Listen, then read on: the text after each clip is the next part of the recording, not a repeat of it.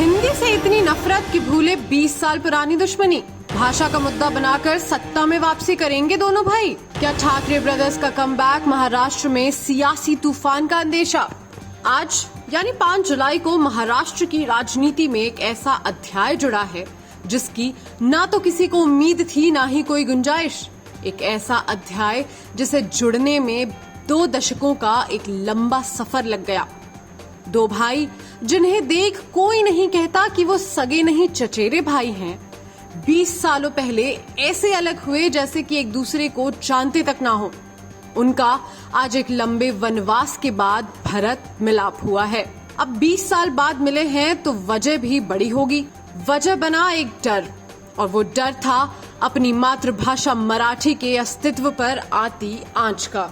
उद्धव ठाकरे की शिवसेना और राज ठाकरे की मनसे ने महाराष्ट्र सरकार द्वारा हिंदी लागू करने के 2 सरकारी आदेशों को निरस्त करने और त्रिभाषा फॉर्मूले को लागू करने के फैसले का जश्न मनाने के लिए आज एक रैली का आयोजन किया।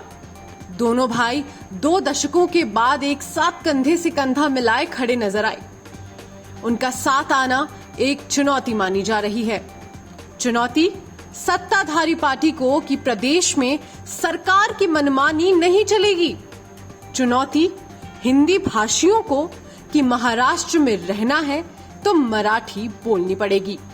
जिन भाइयों में 20 सालों तक बातचीत बंद रही, उनका एक मंच पर साथ आकर गले मिलना इस बात का प्रमाण है कि अब उनके पास एक ठोस मुद्दा है अपने राजनीतिक कमबैक का। वरना बाला साहेब ठाकरे की विरासत में हिस्सा न मिलने पर परिवार से मुंह मोड़ने वाले राज ठाकरे सिर्फ मराठी भाषा को बचाने का दायित्व संभालने के लिए अपने चचेरे भाई का हाथ तो नहीं थामेंगे।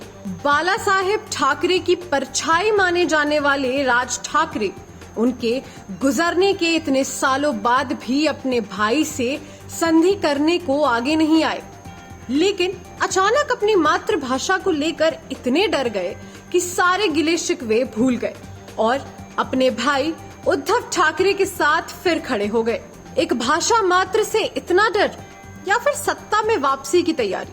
आखिर क्या है ठाकरे ब्रदर्स की इंटरनल स्ट्रेटेजी, ये तो वक्त ही बताएगा। फिलहाल देखना ये होगा कि मुंबई में धारावी के रीडेवलपमेंट का मुद्दा हो या किसानों में आत्महत्या के बढ़ते मामले या अन्य ऐसे मुद्दे जो महाराष्ट्र के विकास का रास्ता रोके हैं, इस हिंदी बनाम मराठी की लड़ाई के आगे अपना अस्तित्व बचा पाते हैं कि नहीं। Bureau report, TV7 Bharat.